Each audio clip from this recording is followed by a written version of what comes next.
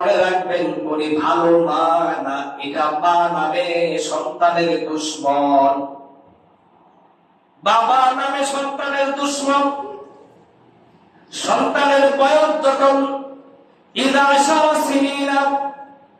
10 বছর হয়ে যাবে, সন্তানের বয়সটি 10 বছর হয়ে যাওয়া মাত্রই মার দায়িত্ব, বাবার দায়িত্ব হলো সন্তানকে পিটায়া নামাজ পড়ানো।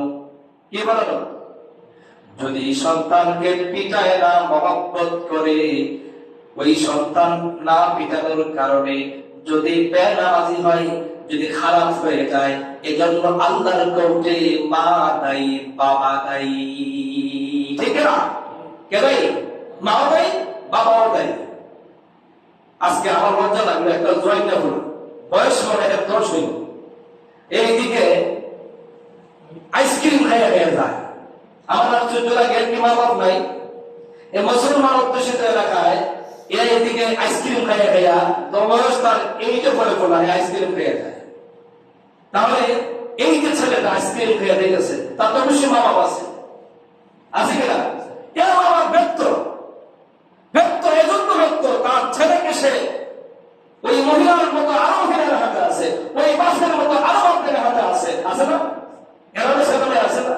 এই যে ছেলে, তার নাম কি?